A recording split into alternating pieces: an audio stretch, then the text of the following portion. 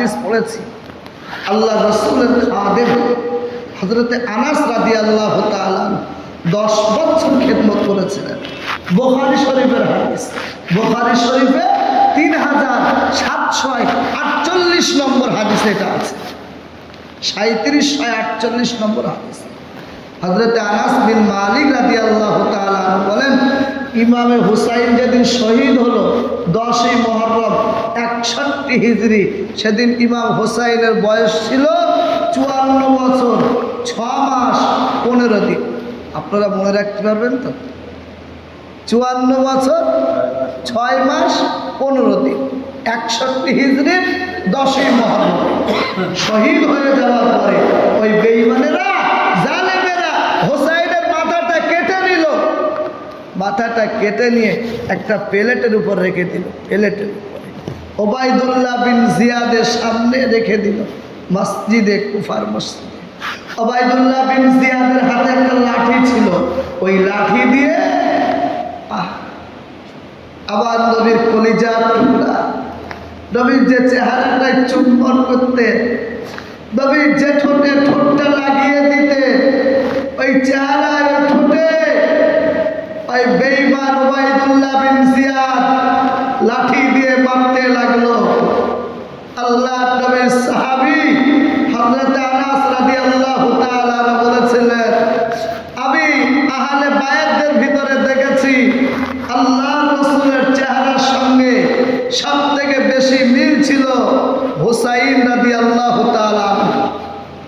যায়েদ বিন আরকাম রাদিয়াল্লাহু তাআলা বলেছিলেন, ওরে বললেন বেঈমান ওবায়দুল্লাহ বিন জিয়াদ আল্লাহ রাসূলের খানদানের সঙ্গে বিয়াদবি হচ্ছে, আল্লাহ রাসূলের নাতির সঙ্গে বিয়াদবি হচ্ছে।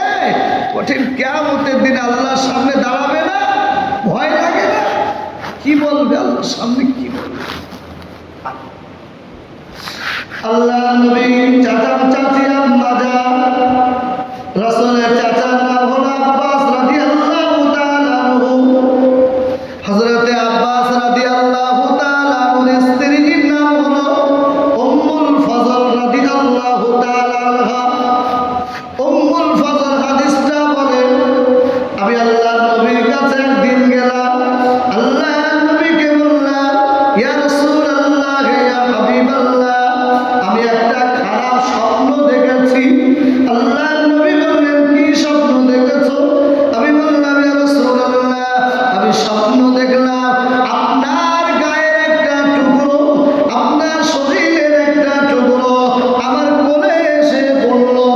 আল্লাহর নবী বললেন, চাচি আম্মা জান, এটা কোনো খারাপ স্বপ্ন না, আপনি ভালো স্বপ্ন দেখেছেন, আপনি উত্তম স্বপ্ন দেখেছেন।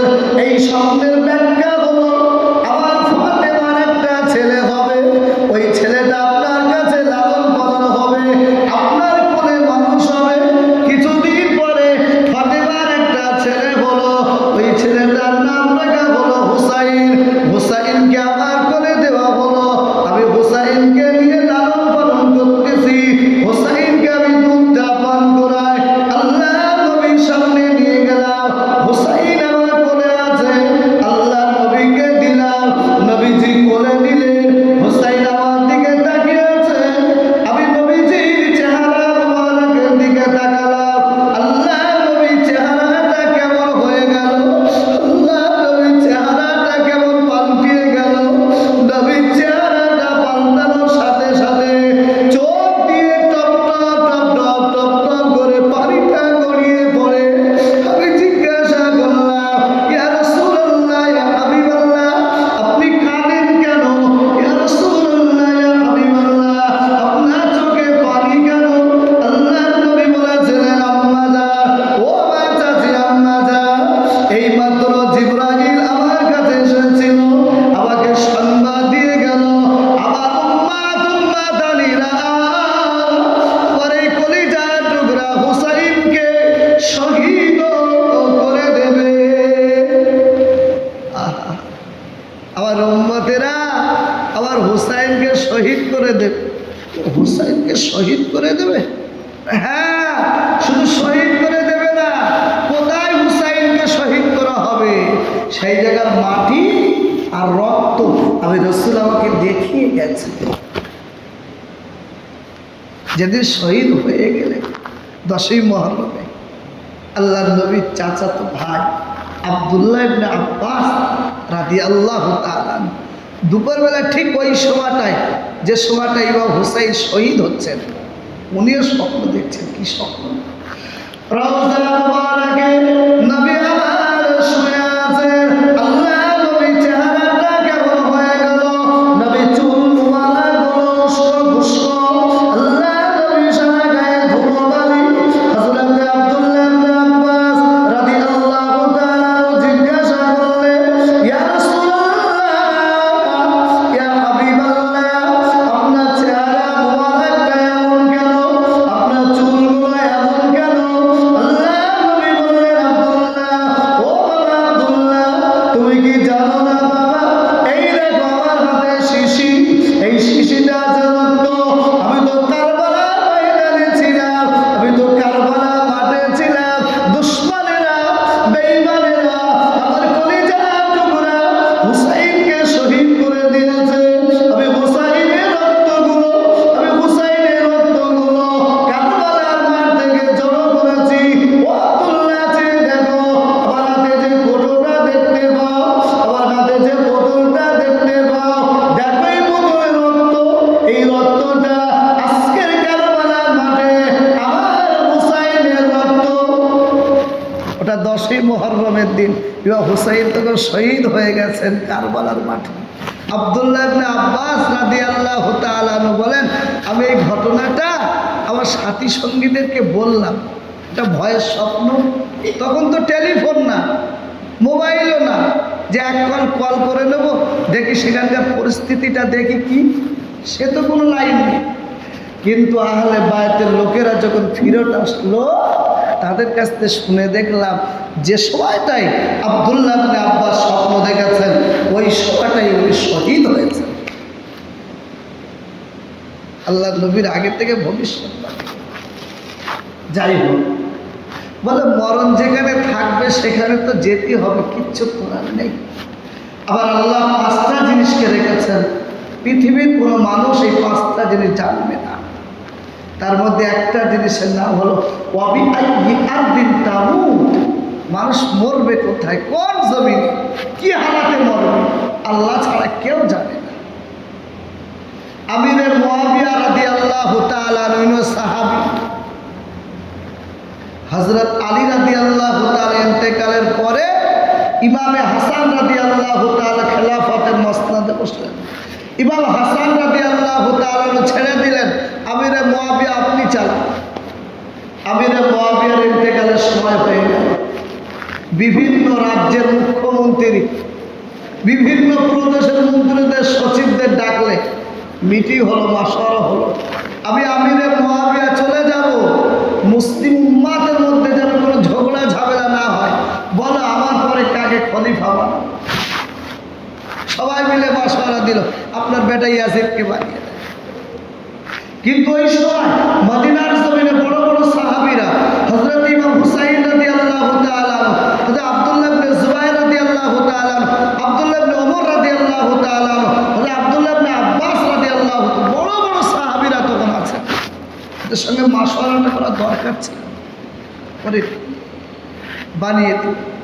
উনি গতি বুঝলেন না, একটু মদিনা থেকে ঘুরে আসি। মদিনার মানুষেরা তো মেনে নিল, আমিরে মুআবিয়ার সামনে কেউ কথা বলবে না, একটা সিনিয়র মানুষ, আল্লাহর নবী সাহাবী, সম্মান করে, কেউ কিছু বলবে না। কিন্তু ইমামে হুসাইন রাদিয়াল্লাহু তাআলা আনহু আর এই কজন সাহেব বললেন, না আমরাও মানি ইয়াজিদকে, তবে এইভাবে না, প্রকাশ্যে মুসলিম উম্মতরা সবাই থাকবে, সেখানে মাশওয়ারা হবে, সেখানে যেটা সিদ্ধান্ত হবে আমরা সেটা মেনে নেব। ওই ঘরের ভিতরে 4-5 জন মিটিং হবে, আর ওইখানে সিদ্ধান্ত হবে, ওই সিদ্ধান্ত আমরা মানি না, সবার সামনে হোক মিটিং। আমিরে মুআবিয়া বললে, সিদ্ধান্ত তো নেওয়া হয়ে গেছে, সিদ্ধান্ত পাল্টাবে না। ঠিক আছে, চলে গেল। আমিরে মুআবিয়া নিজ সন্তান ইয়াজিদকে মৃত্যুর আগে বলে গিয়েছিল, বেটা আমি কিন্তু মনে করছি আমার ইন্তেকালের পরে ওই কুফার লোকেরা কিন্তু মানবে না, ওরা বলবে আমরা হুসাইনকেই চাই। যদি কোনোদিন এমনটা হয়, বেটা মনে রেখে দিও, হুসাইন কিন্তু আহলে বাইত, আল্লাহ রসুলের খানদান, রসুলের রক্ত হুসাইনের গায়ে। সুতরাং হুসাইনের সঙ্গে যেন কোনো বেয়াদবি না হয়। মনে রেখো, এমন কিছু যেন করো না যেটা শানে হাবিবি, শানে রসুলের খেলাফ হয়। হুসাইন কিন্তু রসুলের আওলাদ, খবরদার ইন্তেকাল করে গেল। কুফার লোকেরা ইমামে হুসাইন রাদিয়াল্লাহু তাআলা আনহুকে চিঠি পাঠাচ্ছেন, আপনি কুফায় চলে আসেন, আমরা আপনাকে নেতা বলে মেনে নেব, আমরা ওই ইয়াজিদকে মানি না। 150 খানা চিঠি এসেছে, 150। এভাবে হুসাইন সিদ্ধান্ত নিয়ে নিলেন, চলে যাব কুফার জমি। তবে কুফায় যাওয়ার আগে নিজের চাচাতো ভাই মুসলিম বিন আকিলকে পাঠিয়ে দিলেন, যাও কুফার খবরটা নিয়ে এসো। কুফায় গিয়ে দেখে কুফার মানুষেরা দলে দলে দলে দলে দলে দলে ইমামে হুসাইনের নামে মুসলিম বিন আকিলের হাতে তারা বায়াত হচ্ছে। তবে মনে রাখার দরকার, কুফার মানুষরা বেঈমান, কুফার মানুষরা বেঈমান। এই কথাটা মনে রেখে ইতিহাস শুনতে হবে। দলে দলে দলে দলে দলে দলে বায়াত নিচ্ছে, প্রায় 12,000 মতো লোক একসঙ্গে বায়াত দিল। যেখানে একটা গ্রাম, একটা এলাকা, একটা পাড়া, একটা মহল্লা, 12,000 মানুষ যেখানে বায়াত গ্রহণ করে, সেখানে আর কি চিন্তা থাকতে পারে? চিঠি লিখে দিলেন, ভাইজান দেরি করেন না, চলে আসেন, এখানের লোকেরা ইয়াজিদকে মানবে না, ওরা আপনাকে খলিফা বলে মেনে নেবে। ইমাম হুসাইন বাড়ির থেকে পার হবে। আল্লাহর নবী সাহাবী হযরত আব্দুল্লাহ ইবনে আব্বাস রাদিয়াল্লাহু তাআলা আনহু, ও ভাই হুসাইন, কুফার জমিনে যাবেন না, কুফার মানুষেরা কিন্তু বড় বেঈমান। আপনার কি মনে নেই ওরা আপনার আব্বা আলীর সঙ্গে কি ব্যবহারটা না করলো? ওরা আপনার ভাই ইমামে হাসানের সঙ্গে কি ব্যবহার করলো? খবরদার কুফার জমিনে যাবেন না। আমি আপনার সফরে কেমন যেন রক্ত রক্তর গন্ধ পাই, আপনার সফরে আমি কেমন যেন শহীদের গন্ধটা পাই। হযরত আব্দুল্লাহ ইবনে আব্বাস আবার আব্দুল্লাহ ইবনে উমরের সঙ্গে দেখা হলো, সালাম মুসফা, ভাইজান যাবেন না, কুফায় যাবেন না, কুফার মানুষরা বেঈমান, কোথায় যাচ্ছেন? কিন্তু মৃত্যু যখন ডাকবে তখন তো যেতে হবে, টান ওদিকে না টান। ইমাম হুসাইন কোনো বাধা মানলেন না, পার হয়ে পড়লেন। ঠিক রাস্তার মিডিলে চলে এসেছেন, এদিকে কুফা এদিকে মদিনা, মিডিলে চলে এসেছেন। সংবাদ শুনল কুফার জমিনে মুসলিম বিন আকিলকে ওরা হত্যা করে ফেলেছে। কিভাবে হলো? মুসলিম বিন আকিল যখন প্রথমে গিয়েছিলেন, কুফার তখন মুখ্যমন্ত্রী গভর্নর ছিলেন আল্লাহ নবীর সাহাবী হযরতে নুমান বিন বশীর রাদিয়াল্লাহু তাআলা আনহু। তিনি ছিলেন সাহাবী, হুসাইনের প্রতি একটা মহব্বত, একটা ভালোবাসা আছে। ইয়াজিদ যখন শুনতে পেল যে নুমান বিন বশীর কিছু বলছে না, দলে দলে লোকেরা ইমাম হুসাইনের হাতে বায়াত হচ্ছে, সঙ্গে সঙ্গে সে একটা ফরমান জারি করে দিল। আর ফরমানটা লিখে দিল ওবায়দুল্লাহ বিন জিয়াদের কাছে, আজ থেকে নুমান বিন বশীর আর মুখ্যমন্ত্রী থাকবে না, আমি তার পদচ্যুত করে দিলাম, আজ থেকে ওবায়দুল্লাহ বিন জিয়াদই হবে ওখানে মুখ্যমন্ত্রী। নুমান বিন বশীর রাদিয়াল্লাহু তাআলা আনহু যেমন নরমপন্থী, ওবায়দুল্লাহ বিন জিয়াদ তেমন গরমপন্থী, একদম উল্টো। সে কুফার মসজিদে খুতবা দেওয়া শুরু করলো। কুফার লোকেরা মনে রেখো, যারা ইয়াজিদকে খলিফা বলে মানে না, যারা ইয়াজিদকে নেতা বলে মানে না, মনে রাখবা আমার থেকে বড় খারাপ তোমাদের সামনে আর কেউ হবে না। অবিলম্বে তোমরা তোমাদের সিদ্ধান্ত চেঞ্জ করো, বাতিল করে দাও, না হলে কিন্তু তোমাদেরকে রাষ্ট্রদ্রোহী মামলা দেওয়া হবে, জেলে এমনভাবে পুরে দেওয়া আর বাইরে বেরোতে পারবে না। আল্লাহ, যে মানুষগুলো ইমামে হুসাইনের নামে বায়াত দিয়েছিল 12,000 মানুষ, সব লেজ গুটিয়ে পালিয়ে গেল। বললাম ওরা বেঈমান, একটু আগেই তো বললাম কুফার লোকেরা বেঈমান, ওরা লেজ গুটিয়ে পালিয়ে গেল। কিছু লোক তো ওবায়দুল্লাহ বিন জিয়াদের পতাকা ধরে নিল, আর কিছু লোক ঘরের ভিতরে গিয়ে চুরি পরে বসে থাকলো। ভাইরা কেউ আসলো না, মুসলিম বিন আকিলকে ওরা হত্যা করে দিল। ইমাম হুসাইন রাদিয়াল্লাহু তাআলা যখন সংবাদটা পেলেন যে মুসলিম বিন আকিলকে হত্যা করে দেওয়া হয়েছে, সাথী সঙ্গীদেরকে বললেন, ভাইজানেরা মনে হয় সামনে আগানো ঠিক হবে না, বিপদ। মুসলিম বিন আকিলের ভাইরা ইমাম হুসাইনের সঙ্গে ছিলেন। ওনারা বললেন, ইমাম হুসাইন শহীদ হয়েছে আমাদের ভাই, আপনি চলে যেতে পারেন, আপনি ফিরে যেতে পারেন, আমরা কিন্তু ফিরে যাব না। রক্তের বদলে রক্ত, আমরা আগিয়েই যাব। আমার ভাই শহীদ হয়েছে, রক্তের বদলে রক্ত নেব, না হলে জীবনটা দিয়ে আসবো, তবু পিছনে আমরা আসবো। ইমাম হুসাইন দেখলেন যাদের জন্য আমার আশা তাদেরকে রেখে আমি চলে যাব, চলো আগে চলো। আগে চলে গেল। ওবাইদুল্লাহ বিন জিয়াদের লোকেরা ওদেরকে ধরে ফেললো, ঘেরাও করে নিল। ইমাম হুসাইন রাদিয়াল্লাহু তাআলা তাবু গাড়লেন। দলের যে সর্দার ছিল তার নাম হুর ইবনে ইয়াজিদ। ইমাম হুসাইন তাদেরকে বললেন, শোনো, কুফার থেকে আমাদের কাছে চিঠি গেছে, এই দেখো তোমাদের চিঠি আমাদের কাছে। হুর বলল, আমি তো এই চিঠি সম্পর্কে জানি না, কে পাঠিয়েছে তাও জানি না, তবে আপনার সামনে একটা অপশন খোলা আছে, আপনি যদি ইয়াজিদের হাতে বায়াত গ্রহণ করেন তাহলে আমরা আপনাকে ছেড়ে দেব, যদি না গ্রহণ করেন আমরা আপনাকে ছাড়ব না। ইমামে হুসাইন রাদিয়াল্লাহু তাআলা তিনটে প্রস্তাব দিলেন। শোনো, তোমাদের সামনে আমি তিনটে প্রস্তাব রাখছি। এক নম্বর প্রস্তাব হলো, তোমরা আমাকে ছেড়ে দাও, আমি আবার মদিনার জমিনে ফেরত চলে যাই। নাম্বার 2, যদি তোমাদের পছন্দ না হয় আমাকে ছেড়ে দাও, আমি পৃথিবীর যে কোনো প্রান্তরে চলে যাই। 3 নম্বর, যদি তাও তোমাদের পছন্দ না হয় বলো, আমি ইয়াজিদের সঙ্গে সরাসরি সাক্ষাৎ করব, যদি বায়াত নেওয়ার প্রয়োজন হয় আমি তার সঙ্গে কথা বলবো, সেখানে গিয়ে আমি বায়াত। হুর ইবনে ইয়াজিদ একটু ঠান্ডা হয়ে গেল, কথাটা তো ভালো, আল্লাহ নবীর আওলাদ, তার সঙ্গে বিয়াদবি করা যাবে না। ওবাইদুল্লাহ বিন জিয়াদের কাছে সংবাদটা পাঠিয়ে দিল যে হুসাইন তিনটে প্রস্তাব রেখেছে আমাদের সামনে, এটা কি মানা যাবে?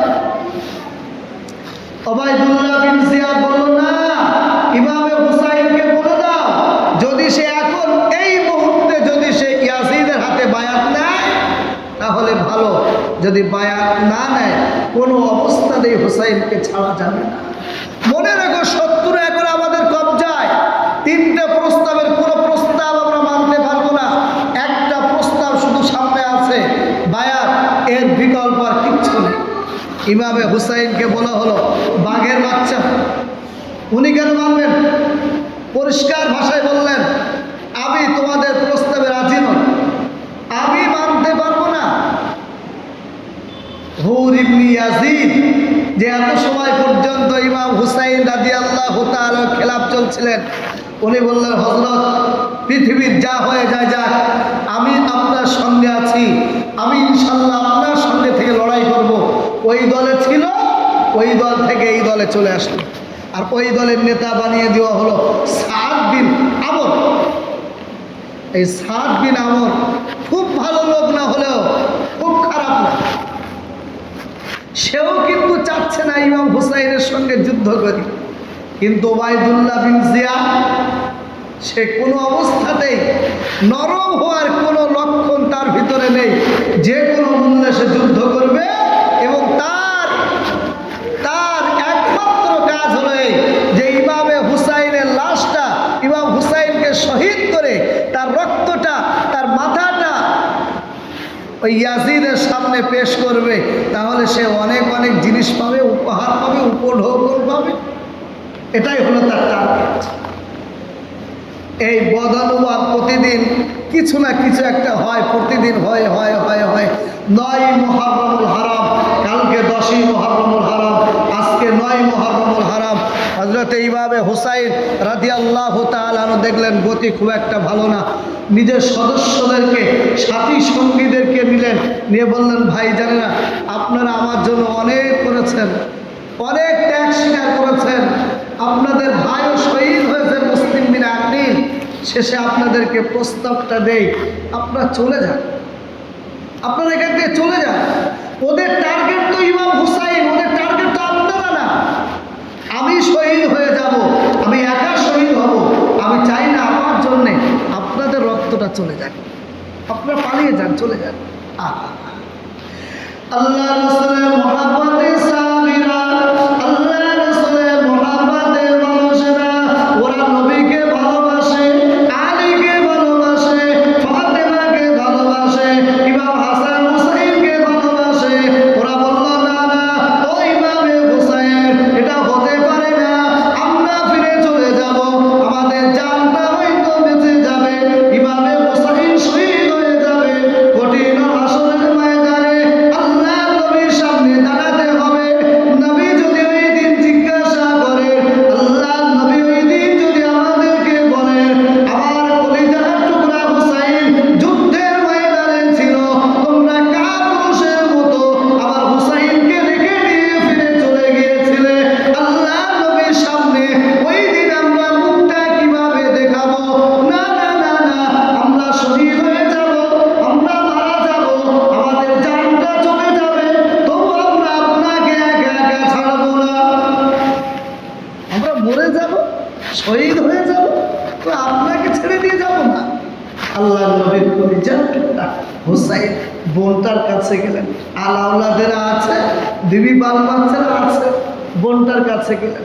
এই যে মানুষ মরে গেলে কাঁদে, হাউ হাউ করে কাঁদে, জোরে জোরে চিল্লে চিল্লে কাঁদে।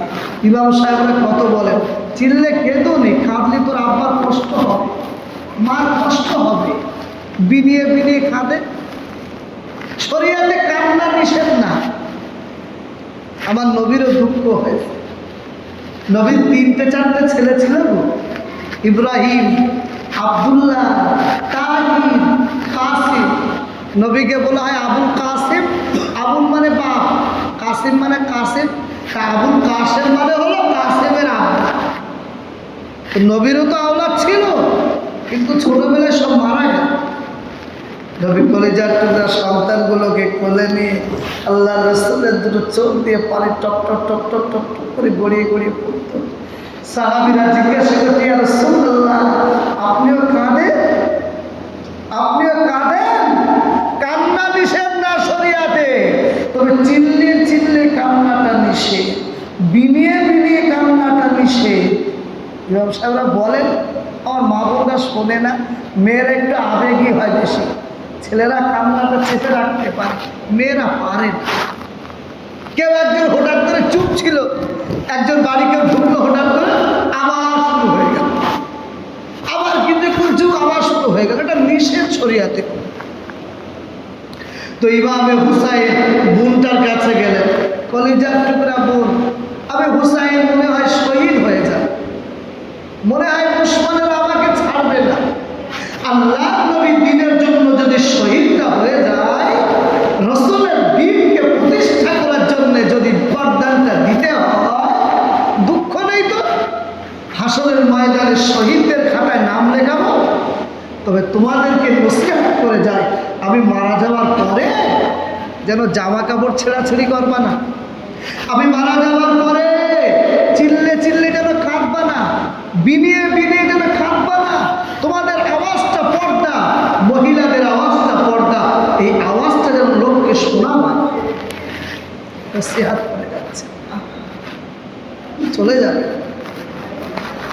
10ই মুহররমুল হারাম শুক্রবার ফজরের নামাজ পড়লেন। নামাজ পড়ার পরে দুশমনদের সামনে গিয়ে বলছেন, দুশমনেরা, আমার প্রস্তাব তো তোমরা মানলে না, আখিরি ওয়াজ, আখিরি নসিহতটা তোমাদের সামনে করি। শেষ ওয়াজ ইমাম হুসাইন করছেন। কি ওয়াজ? বেঈমানেরা শুনে না, আমি হুসাইন